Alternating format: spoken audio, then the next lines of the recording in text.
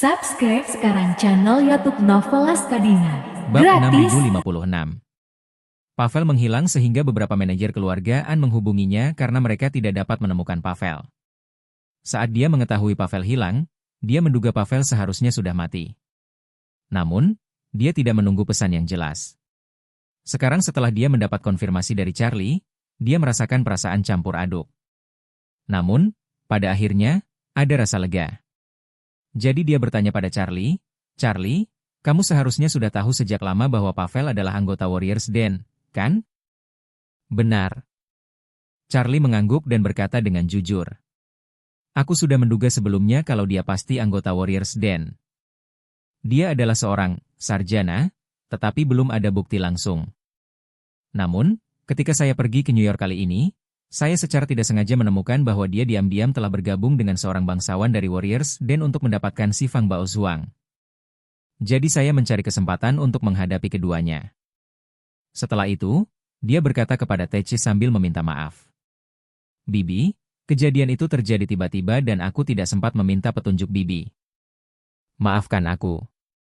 Tece mendesah pelan dan berkata pada Charlie, "Charlie, akulah yang ingin berterima kasih padamu karena telah menyingkirkan bahaya bagi keluargaan. Kakak iparmu dan aku hampir membawa bencana bagi keluargaan karena kecerobohan kami. Semua itu berkat kalian berdua. Jika kamu tidak menyelamatkan keluargaan dari kemalangan, mungkin aku dan kakak iparmu akan menjadi orang berdosa nomor satu di keluargaan." Charlie merasa lega ketika melihat bibinya sangat tulus. Dia sebenarnya tidak tahu banyak tentangnya. Kalau saja dia punya pandangan yang benar tentang benar dan salah, tentu dia tidak akan menyalahkannya atas masalah ini. Dia takut kalau bibinya itu otak cinta. Lalu, urusannya dengan suaminya bagaimanapun juga pasti akan mendatangkan rasa tidak puas dalam dirinya. Untungnya, keluarga An telah mengalami pasang surut. Dan polanya jauh lebih besar dibandingkan dengan orang biasa. Maka ia pun membuka mulutnya dan berkata, "Bibi, para cendekiawan di Warriors Den lebih tajam dari yang kita bayangkan. Mereka yang muncul di sekitarmu dan pamanku di masa lalu telah membuatmu merasa ceria atau agak dikagumi. S3X yang berlawanan mungkin semuanya milik mereka. Bahkan jika itu aku, akan sulit untuk melihat dan menjaganya." Tece mengangguk ringan, dan kata-kata Charlie membuatnya merasa sedikit lebih baik. Charlie tahu bahwa dia butuh waktu untuk beradaptasi perlahan dengan pencernaan, jadi dia berkata, "Bibi, kamu tidak perlu memikirkan apapun selama 2 hari ini. Selamat beristirahat. Setelah beberapa saat, situasi antara kita dan Warriors Den akan membaik. Perubahan besar telah terjadi, yang memungkinkan kami mengambil lebih banyak inisiatif. Pada saat itu, kita mungkin harus mengambil inisiatif. Pada saat itu, kamu dan pamanmu juga harus mencoba berpartisipasi sebanyak mungkin." Tece mengepalkan tinjunya dan mengangguk dengan tegas. "Baiklah Charlie, aku mengerti." Setelah mengucapkan selamat tinggal kepada bibinya, Charlie berkendara ke hotel pemandian air panas Champs-Élysées di bawah untuk melihat kemajuan latihan seni bela diri. Begitu mobil meninggalkan villa pegunungan, ia menerima telepon dari Steve Rothschild. Saat itu, hari sudah larut malam di Amerika Serikat. Steve langsung mengemasi barang bawaannya dan bersiap untuk langsung berangkat ke bandara saat fajar. Untuk menunjukkan niat baiknya kepada Charlie, dia meneleponnya secara khusus. Charlie menjawab telepon dan bertanya sambil tersenyum, "Steve, kenapa kamu meneleponku selarut ini?" Steve dengan cepat berkata dengan hormat, "Tuan Wade, saya pikir sekarang sudah sore di Tiongkok. Aku tidak seharusnya mengganggumu dengan meneleponmu saat ini." Charlie bersenandung dan bertanya padanya, "Apakah kamu ada hubungannya denganku?" Steve berkata sambil tersenyum meminta maaf. "Benar, Tuan Wade, ayah saya baru saja meminta saya melakukan sesuatu di Tiongkok dan akan berangkat dalam 3 atau 4 jam. Saya pikir kamu juga harus berada di Tiongkok. Jadi, saya ingin bertanya apakah Anda berkenan. Saya ingin mengunjungi Anda secara langsung." "Kunjungi aku." Charlie tersenyum dan berkata, "Bukankah kita sudah sepakat soal bisnis? Bersikaplah baik saja. Ngapain repot-repot datang menemuiku?" Steve buru-buru berkata, "Tuan Wade, saat ini saya benar-benar setia kepada Anda. Dalam pikiranku, kamu seperti mercusuar kehidupan. Jika aku datang ke Tiongkok dan tidak menemuimu, aku akan merasa sangat menyesal." Charlie tahu Steve pasti ingin menemuinya.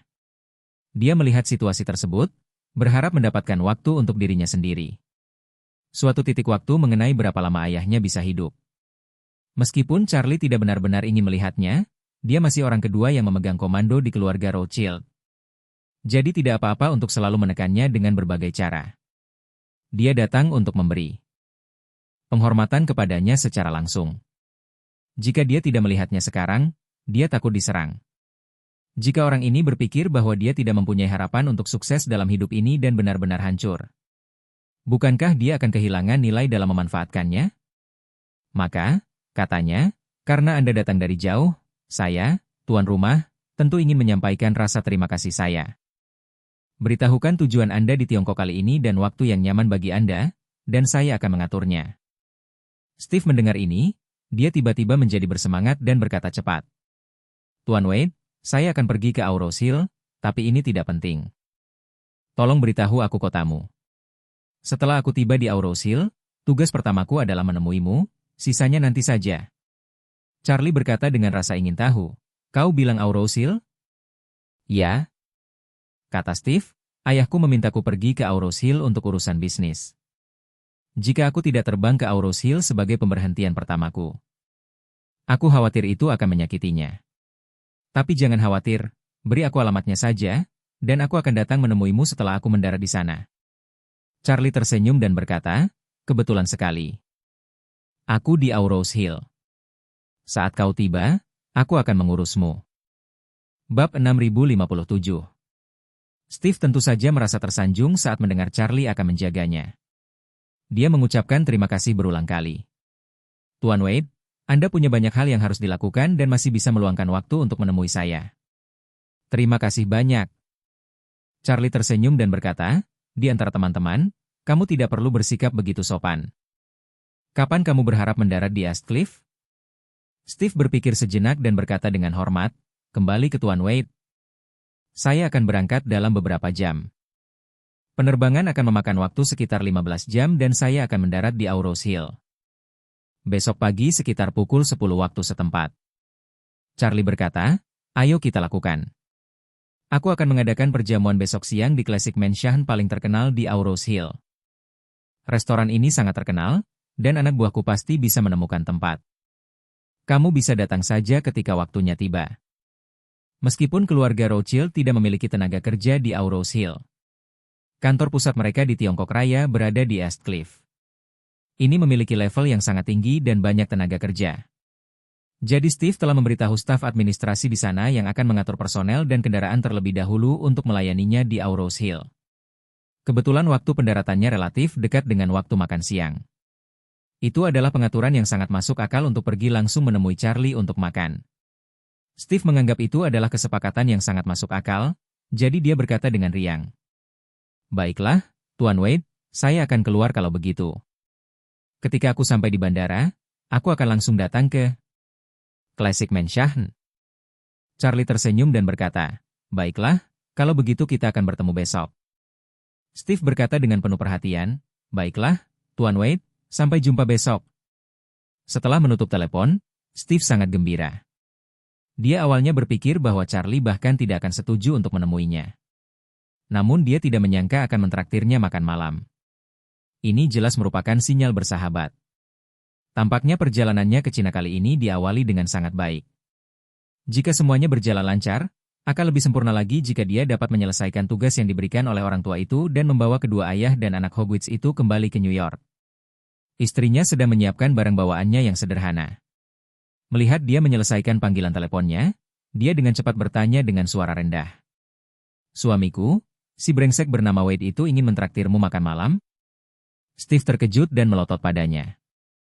Dia meliriknya dan berkata dengan galak. Apa yang kau bicarakan, Tuan Wade?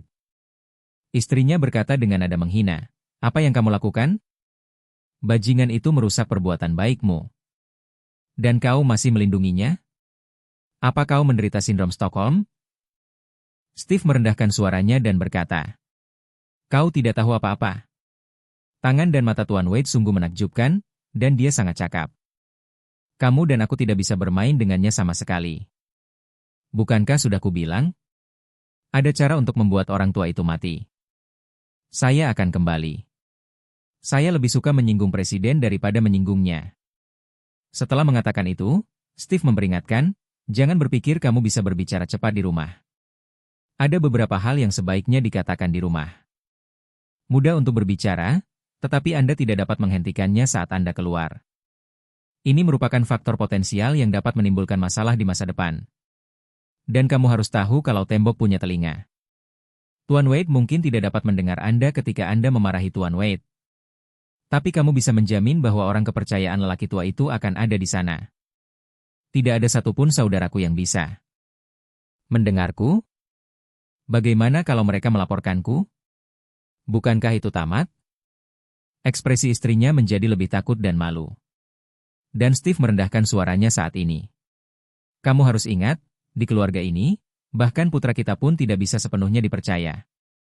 Sang istri tak dapat menahan diri untuk berkata, "Suamiku, kau tidak meragukan anak-anakmu, kan? Kami telah menyaksikan mereka tumbuh dewasa. Mereka adalah darah daging kami. Terlalu berlebihan jika meragukan darah dagingmu sendiri." "Apa arti darah dagingmu sendiri?" Steve bertanya padanya. "Anak kita adalah darah daging kita." "Jadi, bukankah aku darah daging ayahku?" Ketika sang istri mendengar ini, ekspresinya tertegun. Setelah sekian lama, dia mendesah sedih, mengangguk dan berkata, "Suamiku, kamu benar. Aku tidak akan pernah seperti ini lagi." Steve merasa puas dan mengatakan padanya, "Setelah aku pergi, jangan bicara dengan siapapun." Ketika orang-orang membicarakan perselingkuhan Tuan Wade, saya tidak ingin ada yang tahu bahwa saya akan bertemu dengan Tuan Wade. "Oke." Sang istri mengangguk berat. "Jangan khawatir, suamiku, aku akan merahasiakannya." Bab 6058. Steve juga santai, mengangguk sedikit, lalu berkata, "Tuan Wade ingin mentraktirku makan siang kali ini. Ini sinyal yang baik. Saya rasa saya akan mendapatkan banyak manfaat dari perjalanan saya ke Tiongkok kali ini." Sang istri berkata dengan gembira, "Bagus sekali. Anda harus cepat memahami aturan Tiongkok dalam menjamu tamu dengan hidangan. Jangan biarkan Tuan Wade menganggapmu kasar." Steve mengangguk berulang kali. Ya, kamu benar. Ya. Saya belum pernah ikut perjamuan makan Tionghoa yang sesungguhnya. Jadi saya benar-benar perlu mempelajarinya dengan saksama agar tidak bersikap tiba-tiba." Setelah mengatakan itu, Steve segera mengangkat teleponnya dan mencari aturan meja makan orang Cina. Istrinya juga segera mencarinya di telepon genggamnya. Pada saat yang sama, Charlie menuruni gunung dan tiba di hotel pemandian air panas Champs-Élysées. Agar tidak mengganggu praktik sebagian besar siswa, dia hanya menelepon Orvel untuk memberitahunya. Lagi pula, Orvel sendiri adalah yang terlemah di antara banyak siswa seni bela diri. Dan dia ada di sini sebagian besar hanya untuk bersenang-senang. Jadi Charlie memintanya untuk menunggunya di pintu masuk hotel sumber air panas. Ketika Charlie tiba di hotel, Orvel, mengenakan seragam seni bela diri, sudah menunggu di pintu. Dia datang ke mobil dalam beberapa langkah, membukakan pintu untuk Charlie, dan berkata dengan hormat, "Tuan Wade." Charlie mengangguk dan berkata kepadanya, "Ngomong-ngomong, Orvel, biarkan Classic Mansion ditutup sementara dari dunia luar besok siang. Siapkan meja dengan anggur yang baik dan makanan yang baik. Dan ingatlah untuk membayar sejumlah kompensasi kepada tamu yang awalnya memesan." Orvel setuju tanpa ragu dan kemudian bertanya, "Tuan Wade, apakah Anda punya teman yang ingin Anda hibur?" "Charlie," katanya dengan santai. "Bukan benar-benar teman, hanya musuh yang datang dari jauh." "Saya mengerti." Orvel mengangguk dan berkata sambil tersenyum, "Jangan khawatir, aku pasti akan mengaturnya." Charlie tersenyum tipis, mengangguk dan menambahkan, "Jika kamu tidak ada kegiatan besok, datanglah dan hibur aku. Keluarga orang itu punya banyak uang. Jika Anda mengenalnya, Anda juga dapat mengumpulkan beberapa koneksi." Setelah Orvel mendengar ini, dia merasa sangat bersyukur. Selain sangat setia di hadapan Charlie, ia juga kerap merasa rendah diri. Alasan utama mengapa ia memiliki harga diri yang rendah adalah karena ia memiliki latar belakang yang buruk dan kekuatan yang buruk. Yang paling penting adalah dia tidak memiliki pengetahuan dan saya hanyalah orang kasar. Adapun Charlie, kepala keluarga Wade dan cucu keluarga Anne. Dia bahkan lebih berkuasa. Dia sering merasa tidak memenuhi syarat untuk bekerja bersamanya. Namun, Charlie tidak pernah membenci asal-usulnya. Dan bahkan menjadikannya juru bicara keluarga Wade di Auros Hill dan bahkan seluruh provinsi. Sekarang, dia bahkan harus memperkenalkan orang kaya lainnya kepadanya. Bagaimana mungkin dia tidak tergerak? Namun, dia tahu dalam hatinya bahwa dia tidak perlu mengucapkan kata-kata terima kasihnya kepada Charlie. Jadi dia berkata dengan hormat, "Baiklah, Tuan Wade. Aku akan menunggumu di Classic Mansion besok." Setelah itu dia bertanya lagi, "Ngomong-ngomong, guru, siapa nama orang yang kamu bicarakan itu?" "Aku akan memberitahu staf sebelumnya." Charlie berkata dengan santai, "Namanya Steve Rothschild." "Rothschild?" tanya Orville dengan heran. "Apakah itu keluarga Rothschild yang terkenal di Amerika Serikat?" "Ya." Charlie mengangguk dan berkata, "Orang ini adalah orang kedua dalam keluarga Rothschild, putra tertua dari kepala keluarga saat ini." "Sial." Orville tercengang dan bergumam. "Yang, orang kedua di keluarga Rothschild, ingin datang ke Classic Mansion untuk makan. Ini. Melihat wajah Orville yang terkejut, Charlie berkata, dia tersenyum santai dan berkata, "Apa yang mengejutkan tentang ini?" Orville berkata dengan tergesa-gesa, "Bagaimana aku bisa membayangkan bahwa orang kedua dalam keluarga Rothschild, yang memiliki kekayaan triliunan dolar, akan datang ke Classic Mansion untuk makan malam. Kalau dipikir-pikir, aku juga Master Wade yang bisa." Charlie tersenyum dan berkata, "Bukan karena aku punya wajah besar. Tapi aku merupakan ancaman besar baginya. Jika dia bijaksana, dia akan datang ke rumah klasikmu untuk makan. Kalau dia tidak berakal sehat, dia akan pergi ke rumah anjingmu untuk makan di sana." Orville tiba-tiba mengerti, mengangguk berat. Dan kemudian tiba-tiba teringat sesuatu dan berkata, "Ngomong-ngomong, Tuan Wade, masih ada 2 orang dari keluarga Rothschild yang dipenjara di peternakan anjing di bawah komandoku." Bab 6059. Mendengar kata-kata Orville, Charlie sedikit mengerutkan kening, lalu berkata, "Apakah kamu berbicara tentang Walter dan ayahnya?" "Ya." Orville mengangguk, tersenyum, dan berkata, "Dialah orang yang meracuni ayah Nyonya Wang dan menyebabkannya mengalami gagal ginjal. Dia bajingan. Bukankah dia dan ayahnya selalu mengatakan bahwa mereka adalah anggota keluarga Rothschild?" Charlie melambaikan tangannya dan berkata, "Mereka bukan dari keluarga Rothschild. Tidak mungkin bagi keluarga Rothschild untuk memiliki nama keluarga Hogwarts." Setelah mengatakan itu, Charlie berpikir sejenak dan berkata, "Nama keluarga Hogwarts mungkin adalah nama keluarga Yahudi. Mereka mungkin kerabat keluarga Rothschild." Pada titik ini, Charlie tiba-tiba menyadari, saya mungkin sudah menemukan jawabannya. Steve datang ke Auros Hill untuk menemukan orang ini. Untuk ayah dan anak, lelaki tua ini baru saja pulih dan ingin menjadi pemimpin klan selama beberapa tahun lagi. Dia mungkin sedang mencoba untuk memenangkan hati para kerabatnya. Orville berkata dengan cepat, "Tuan Wade, menurut apa yang Anda katakan, anak ini datang ke Auros Hill untuk melawan Anda. Ah, bagaimana kalau kita memberinya pesta hongmen? Biarkan dia makan lengkap besok. Lalu ikat dia langsung ke peternakan anjing untuk menemaninya bersama kedua pria itu." Charlie berkata sambil tersenyum, "Tidak, Steve adalah orang kedua yang memegang komando keluarga Rothschild, yang setara dengan pangeran kuno. Hogwarts ini kemungkinan besar adalah anak seorang putri tua setelah dia menikah, dan mungkin bukan Steve. Sebagai saudara kandung, saudara ini jauh. Jika kita benar-benar memiliki hubungan yang dekat, mustahil baginya untuk dikurung di peternakan anjingmu begitu lama tanpa keluarga Rothschild datang mencarinya." Orville mengangguk, "Itu benar."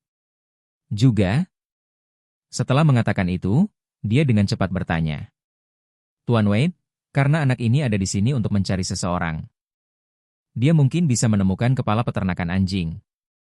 Jika dia menentangmu, bukankah itu akan menjadi masalah di masa depan?"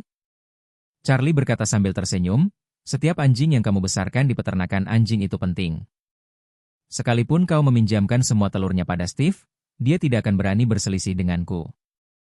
Setelah mengatakan itu, ekspresi Charlie menjadi serius dan berkata, "Baiklah, karena mereka sudah ada di sini, jangan berpura-pura bodoh dan pengecut di depan mereka. Siapkan saja mobil dinas yang tidak bisa dilihat dari dalam. Saat makan malam besok aku akan bertanya pada Steve. Jika dia benar-benar datang untuk menemui ayah dan anak itu, bawa dia ke mobil segera setelah makan malam.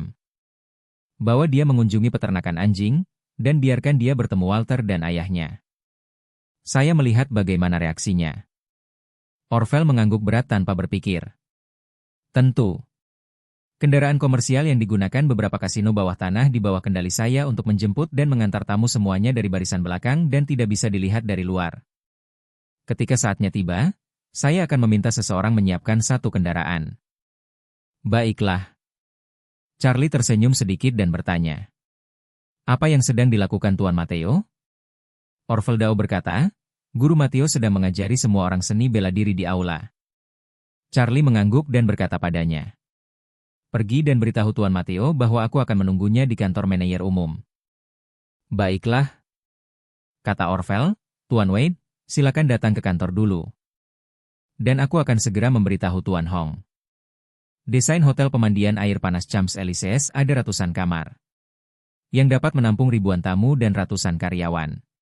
Sekarang tidak lagi terbuka untuk umum dan hanya melayani beberapa ratus siswa seni bela diri dan personel layanan pendukung. Jadi sebagian besar ruangan dan tempat kosong. Charlie duduk di kantor manajer umum untuk sementara waktu. Matteo, yang mengenakan setelan tang, segera datang ke pintu. Setelah mengetuk pintu dan mendapatkan izin Charlie, dia mendorong pintu hingga terbuka. Dan berkata dengan penuh semangat. Tuan Wade, Anda sudah lama tidak berada di sini untuk membimbing bawahan ini. Charlie sedikit terkejut dan kemudian bercanda. Tuan Matteo kembali ke Tiongkok belum lama ini. Tapi aku tidak menyangka kamu akan mempelajari situasi rumah tangga dengan sangat cepat. Tidak, tidak, tidak. Matteo melambaikan tangannya dengan cepat, dan berkata dengan serius. Tuan Wade, menurut pendapat bawahan, Anda memiliki bakat yang luar biasa. Merupakan suatu kehormatan dan kesempatan bagi saya untuk mendengarkan ajaran Anda secara langsung. Bab 6060. Charlie melihat bahwa dia sangat tulus, tetapi masih berkata dengan sangat rendah hati. Guru Matteo, saya hanya tahu sedikit tentang seni bela diri. Tidak seperti Anda memiliki pengetahuan teoritis dan pengalaman praktis yang kaya. Yang lebih penting lagi, Anda telah mengajar banyak murid dalam Taoisme Taizen. Dan Anda benar-benar hebat dalam mengajar. Sebagai seorang senior, bagaimana saya bisa memberikan nasihat tentang pekerjaan mengajar Anda? Setelah mengatakan itu, Charlie bertanya kepadanya, apakah semuanya baik-baik saja di sini akhir-akhir ini? Matteo menangkupkan kedua tangannya dan berkata dengan hormat. Kembali ke Master Wade, semuanya baik-baik saja di sini. Saya memiliki Taizen Hunyuan Dao yang Anda berikan kepada saya. Setiap orang memiliki dasar yang sangat kuat untuk keterampilan mental lanjutan. Kemajuan kelompok siswa ini adalah yang tercepat yang pernah saya lihat selama bertahun-tahun saya mengajar. Charlie memikirkan muridnya Romana. Siapa yang sebelumnya telah mengambil gadis ini atas dirinya sendiri untuk mengambil inisiatif dan membawa seluruh Taizen Tao ke Tiongkok. Dia dianggap sebagai muridnya. Namun, dia tidak punya waktu untuk mengelolanya. Jadi dia menyerahkannya ke Matteo untuk pelatihan. Maka dia bertanya dengan rasa ingin tahu, para murid Tao Taizen Anda, bagaimana mereka berlatih? Matteo berkata dengan tergesa-gesa, kembali ke Tuan Wade. Para pengikut Taizen Tao berlatih jauh lebih cepat dibandingkan ketika mereka berada di Amerika Serikat. Gadis Romana ini sekarang seperti Saburo yang putus asa. Selain berlatih setiap hari, dia membuat kemajuan pesat. Dia telah melampaui ekspektasiku terhadapnya. Setelah mengatakan itu, Matteo tidak bisa menahan diri untuk tidak mendesah. Namun dalam hal kecepatan kemajuan, Romana hanya dapat menduduki peringkat kedua. Di antara mereka, yang paling maju adalah Nona Ito. Dan, baru-baru ini, dalam 2 hari terakhir, kondisi Nona Ito telah berubah total. Bahkan bawahanmu pun tidak bisa mengerti. Sungguh tidak dapat dipercaya bagaimana keadaan Nona Ito sekarang. Charlie bertanya dengan heran, kamu bilang Nanako melihat peningkatan bakatnya? Ya. Matteo mengangguk berat dan memuji. Pemahaman Nona Ito adalah yang terbaik yang pernah saya lihat selama bertahun-tahun. Dia selalu memberikan orang-orang rasa transendensi, yang sungguh menakjubkan. Charlie tidak dapat menahan rasa ingin tahunya. Masuk akal jika Nanako baru saja memasuki seni bela diri belum lama ini. Meskipun dia telah meminum pil permajaan yang diberikan padanya sebelumnya dan tubuhnya memang telah banyak membaik. Dia masih harus berjalan langkah demi langkah perlahan untuk mempelajari seni bela diri. Bahkan jika kecepatan kultivasinya lebih cepat dari orang biasa. Charlie merasa hal itu tidak akan membuat Matteo merasa begitu kagum. Jadi dia berkata, ngomong-ngomong, apakah Nona Ito ada di sini hari ini? Dia ada di sini. Matteo berkata dengan tergesa-gesa, Nona Ito sedang berada di aula seni bela diri saat ini. Charlie mengangguk dan berkata, Tuan Matteo, pergilah beritahu Nona Ito dan minta dia datang ke sini untuk menemuiku. Juga, setelah kuliah hari ini, beritahukan semua siswa bahwa saya punya hadiah untuk semua orang besok pagi. Anda juga dapat menghitung jumlah orang dan memberi saya angka yang akurat. Sebelumnya, untuk membuat siswa di sini maju lebih cepat. Charlie secara khusus menyiapkan beberapa cairan oral untuk mereka. Dan bahan aktif di dalamnya adalah berbagai ramuan alami yang disulinnya sendiri. Namun karena jadwalnya yang padat, Charlie awalnya ingin menunggu sampai Nanako, Aosue, Isaac, dan Orvel semuanya memasuki sekte seni bela diri. Dan kemudian membagikan cairan oral kepada para siswa untuk membantu mereka mempercepat pelatihan mereka. Namun kemudian keadaan menjadi sangat sibuk dan dia tidak sempat membagikan cairan oral kepada para siswa di sini. Sekarang, jumlah siswa di sini jauh lebih banyak daripada sebelumnya. Kecuali Nanako, Qin Aosue, dan gadis-gadis lainnya. Mereka sebagian besar adalah anggota keluarga He dan prajurit Warriors Den. Namun kemudian, Romana, yang memiliki sedikit kepribadian seperti harimau, langsung memindahkan seluruh Taizen Tao ke Tiongkok. Jadi jumlah orang di sini jauh lebih besar.